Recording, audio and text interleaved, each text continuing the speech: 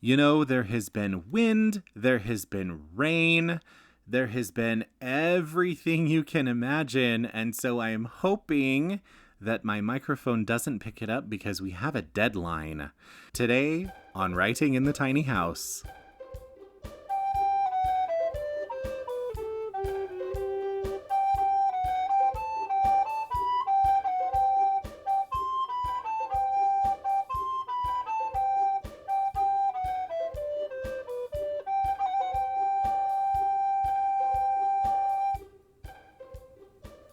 Hello, hello, hello, and welcome back to the show. Welcome to Writing in the Tiny House.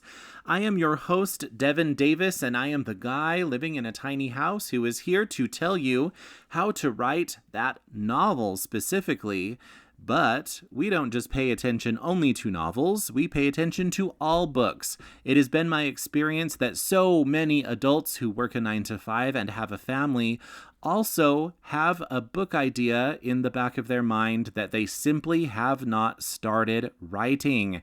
And I'm here to tell you that it is possible, and I'm here to show you how it's done. So as far as announcements go, we are here, and we are on our 24th episode. Isn't that so fun? I have been doing my darndest to kind of get ahead of things, and it's a lot of work, friends. The podcast itself is a lot of work. I absolutely love it, and it brings me a lot of joy, but to get ahead of my publishing schedule and to give myself some room to breathe and stuff has taken a lot of effort. I don't really have a day where I can sit down and record like 6 episodes. That's not how it works. And so instead, I've been doing a lot of interviews, and I have been doing about 2 podcasts a week. And because I have a patron community, I get to do an additional episode every month, and that episode gets to be really good. So there's just a lot of recording, and I simply do what I can in the time that I have. I don't have my boys every night. I am alone on most nights, and my goal has been to record 2 episodes a week and publish 1. So with some time, we're going to get that nice big cushion in case, well, which is what I want. That way, if I need to take time off, the publishing schedule won't be interrupted, or if something happens, or if there's an emergency, then you, my friends, don't need to worry about some good additional content, and neither do I. And that's good. It is good to have that. Additionally, so August is very soon. Actually, August is this month. It's this month. We are presently in August, as you can tell. And that means that we have 3 months to prepare for NaNoWriMo. So NaNoWriMo is basically when we get our writing idea and we map it out and we outline as much as we feel we need to. And we make a goal that in November, we write 50,000 words of that project. Now, in my life, 50,000 words does not make a novel. Even if you read the NaNoWriMo guidelines, they pretend that 50,000 is a novel. In most publishing standards, 50,000 is a novella. But 50,000 words in a month would be a huge step in the progress of anybody's book. So for the traditional debut novel, which should be at about 100,000 words, you would get halfway there. If you are already at like 40 to 50,000 words, you would finish the thing by the end of NaNoWriMo. And so that is what I am preparing to do. I want to have all of November's podcasts recorded in advance. November is going to be a little bit different just because that entire month is going to be a big push to 50,000 words. I currently have 2 works in progress that are half done. And so to get 50,000 more words is a big freaking deal, even if between now and then I manage to finish one of them. There's always more to be written. And I have short story ideas that need to happen too, all the things. There are a million different ways to get to 50,000 words, even if it's not just in one manuscript. And so NaNoWriMo November is going to look a bit differently. Instead of just the informative episode content that I have done in many of these episodes, like the tips and tricks and whatever, in November, we're going to take a different approach just because I am inviting you, my listening community, to do NaNoWriMo with me, especially my patrons. So think of a project where you can do a big push to the end, and let's nail it down in the month of November. But in November, we are going to have episodes on how to deal with stress. I know that one of them is going to be a guided meditation. Just different things like that. Ways to clear your head, ways to keep you going. And so it may not be related specifically to writing. It might be more related just to achieving goals and pushing through things that will stand in your way and different things like that. Starting a routine of whatever it might be so that in November, we can tackle our goals and push through to the end in 30 days. And that is amazing. So there's going to be a lot of that. And preparing for it in October, we're going to have episodes on how to prepare for that type of a marathon. So that's what the content will look like in the fall. And we have 3 months leading up to that. So stay tuned. It is going to be awesome. In November, it's going to be a little bit different. And I will be posting updates on my personal progress on the Discord community and also on Instagram.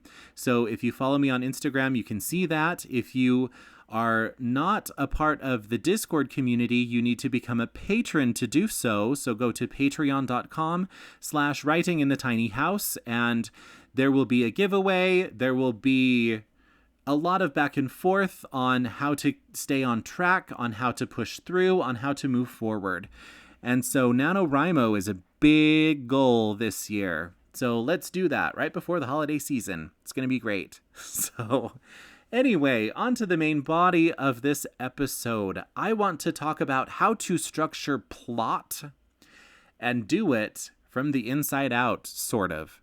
So the plot of a story can happen in many different ways. It is, especially if you're doing fiction and you are not modeling something with your fiction. A lot of people take an event and through the inspiration of that event, they write a story. And so that story is inspired by events that actually happened.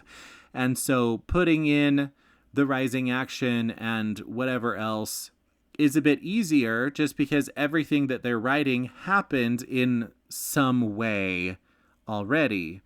If you are writing a book with a larger cast and a more complicated plot with several subplots, things get to happen a little bit differently. And so for something like a big epic, something where people go up against impossible odds and there's that really, really big finish at the end, and the stakes are like life or death, or the death of a village, or like life and death of their loved ones, or whatever else. That's what I mean by an epic. Sometimes what you can do is imagine, and I've done this with a lot of the key points in my books and with a lot of the subplots too. And you get to go through and think about how this applies to your characters later. But what I do is I envision what the outcome will look like. So I start at the end, or I start at the middle. I start at what the outcome of whatever conflict, whichever conflict I choose to look at, and I see how it ends. And I see who's in that conflict and who's in the picture. And I go through and I map out. So I've told you that I'm kind of a pantser when it comes to writing. I don't really like to use an outline. And that is true to an extent. I outline a lot. I just don't write it all down. And I don't write down every last detail of the scenes that play through my mind. I like a lot of the details of the scene and the interactions of the people in the scene to unfold as I write them. But there definitely has to be a direction, and there has to be, an ending. There has to be a way to get there, and there still has to be a goal. And so in that respect, I definitely outline, and I recommend outlining. Otherwise, you won't know what to do, and you will have writer's block like you won't believe. So anyway, if you start at the end and you see who's all there, and you see how it happened, and you see all those different things, then you take the people who are there and you trace backwards. How did they end up there? What other big thing in the entire story, so an event that affects all of the subplots or most of them, had to happen so that after that they would have this big finish at the end? And you call that event like event D. From event D, you see who is there, and you imagine which other big event in the story would have brought everybody to that point. And you label this other event C, and you move on back to B and then back to A. This is one way of an infinite number of ways to come up with a good plot. And it's a way to make sure that there is continuity and that there are ways that your subplots tie together. I appreciate all of the subplots. I do not have the brain power or the attention span to pay attention to subplots that happen in the first book and then are dropped until book 5 and then picked up again. I don't pay attention to all of those things, and so I like to have a good book where all of the subplots tie together in some way in the span of one book. And this is a way to ensure that. It's a way to keep all of the subplots there. It's also a good way to keep them tangled. And it is so fun and so freaking hard, but so fun to have all of these subplots and to have many people involved in all of the subplots. It makes the book ridiculous to write, but it makes it intriguing to read. And it adds so much suspense, and it adds so much pull and so much grip. It really grips me when everybody is in everybody else's business, and then a big thing happens, and there's a reason why everyone was there. And then the subplots and the main plot kind of separate for another few chapters, and then they meet together again, and then at the end for a big finish. I love that. Now, when you're doing it, and we'll get to this in subsequent episodes, you need to make sure that your characters are doing it right, and you need to make sure that the pacing is correct, among other things. But we're going to touch on those things in some of the next episodes of Writing in the Tiny House. So that is it for today. Thank you so much for joining me today. If you wish to become a patron and get early access to the episodes or a bonus episode every month, or be involved in our community and spend time with me every month, then be sure to go to patreon.com/writinginthetinyhouse. Also, follow me on Instagram. My handle is @author Devin Davis, and on Twitter, and my handle is @author Devin D. Take just a minute and leave a review on whatever app you are listening to this podcast through.